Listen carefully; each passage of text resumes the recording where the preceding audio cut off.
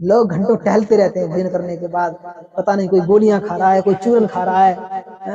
खा लिया, खाने के लिए भोजन कर रहे हैं, गोलियां खा रहेंगे, और खा लिया तो फिर निकालने के लिए गोलियां खा रहेंगे, चूरन खा रहेंगे, चटनी खा रहे हैं, कोई जूस पी रहा है, कोई कुछ कर रहा है, कोई जो कर सकते हैं। शाम के भोजन के बाद हर किसी को, कोई बेड पे ही खाना खाते खाते लेट गए, 9-9 10-10 बजे तो खाना खा रहे हैं, कोई 12-12 बजे खा रहा है। 9 बजे तक खाना, 9 से पहले पहले खाना खा लेना चाहिए, नहीं तो निशाचर भोजन हो जाता है, राक्षसी भोजन हो जाता है। नमस्ते दोस्तों, आपके अपने YouTube चैनल आरोग्य पथ में मैं छोटे लाल बहुत बहुत स्वागत करता हूं।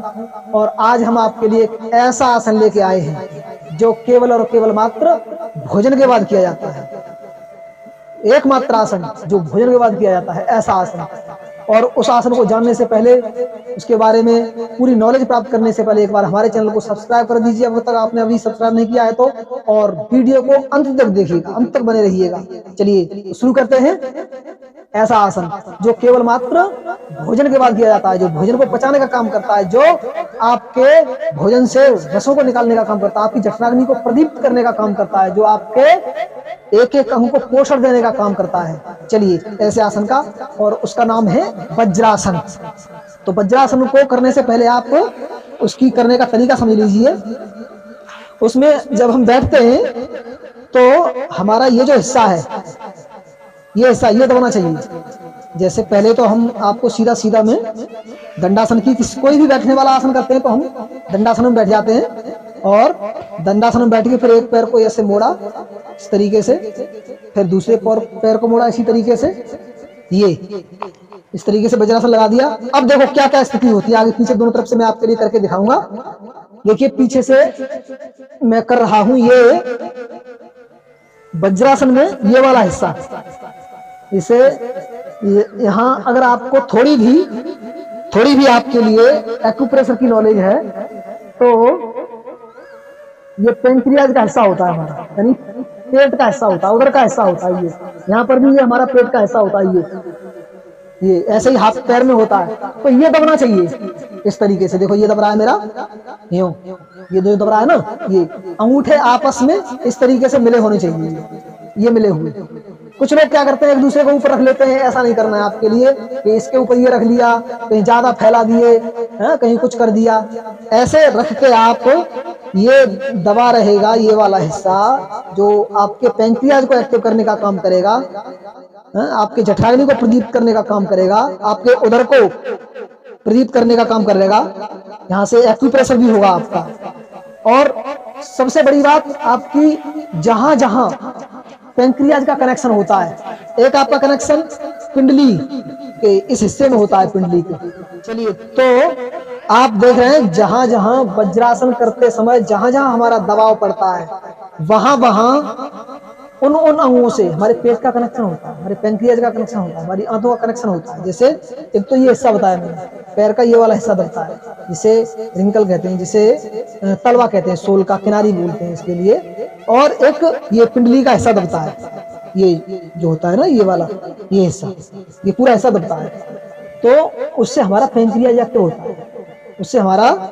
तो ये आसन आप भोजन के तुरंत बाद, अब किसी को घुटनों में दर्द हो रहा है मान लीजिए, या किसी को तलवों में दर्द होता है, उनको क्या करना है, उनको भी तो करना है, सबके लिए जरूरी है। भोजन तो सबका पचना चाहिए, और भोजन पचेगा तभी तो आपके शरीर का पोषण होगा, तभी तो आपके शरीर का विकास होगा, और तभी आपके अन्नमय, प्राणमय, मनोमय, विज्ञानमय, आनंदमय कोश का निर्माण होगा, वो प्राप्त होंगे आपके शुक्र पर्यंत, त्वचा पर्यंत आपके शरीर का विकास होगा। तो चलिए उन लोगों के लिए सुविधा बता देता हूं मैं आप, जिनको पिंडली में दर्द होता है उनके लिए। उनको देखो ऐसे पिंडली के नीचे इस तरीके से, ये चलो पलट के दिखा देता हूं आपको, इस तरीके से लगा लेंगे, यहां सोल के ऊपर ये लगाना है आपके लिए, इस तरीके से, और आराम से बैठ जाना। तो ये भी समस्या का समाधान हो गया आपके। इस समस्या का समाधान 1-2 मिनट से लेकर 15-20 मिनट आप इस आसन में बैठ जाइए। 15-20 मिनट में आपका 20 से 25% भोजन पच जाएगा। ये समझिए 25-30% तक भोजन पच जाएगा आपका 15-20 मिनट में। लोग घंटों टहलते रहते हैं भोजन करने के बाद, पता नहीं कोई गोलियां खा रहा है, कोई चूरन खा रहा है? खा लिया, खाने के लिए भोजन कर रहे हैं, गोलियां खा रहेंगे, और खा लिया तो फिर निकालने के लिए गोलियां खा रहेंगे, चूरन खा रहेंगे, चटनी खा रहा है, कोई जूस पी रहा है, कोई कुछ कर रहा है, कोई कबड्डी खेल रहा है। तो ये तमाम चीजें आपको करने की आवश्यकता नहीं पड़ेगी। ये एक और बहुत बड़ा रीजन बता रहा हूं मैं आपके लिए। वज्रासन में लगातार अभ्यास कीजिए, वज्रासन में प्राणायाम भी कर सकते हैं आप। और देखिए ये घुटने से हमारा पैर मुड़ गया और यहाँ कमर से मुड़ा हुआ है, तो घुटने से नीचे का तो बिल्कुल ही बंद हो जाता है ब्लड सर्कुलेशन, और इधर से पैरों में भी कम होने लगता है।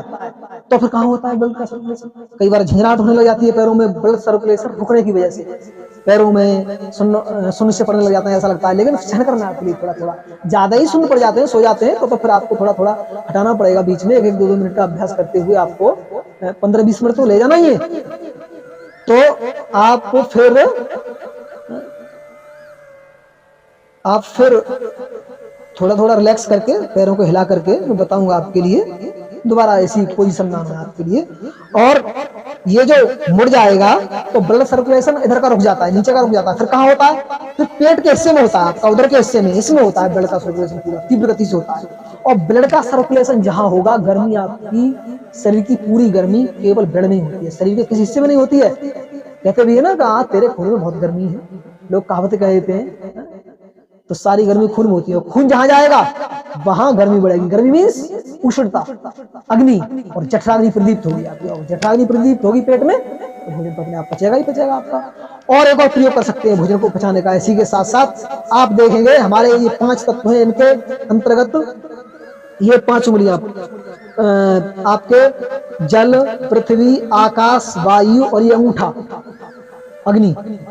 तो इन चारों तत्वों को अंगूठे की जड़ में लगा लिया, उंगली की जड़ में लगा लिया और अंगूठे को सीधा करके रखा।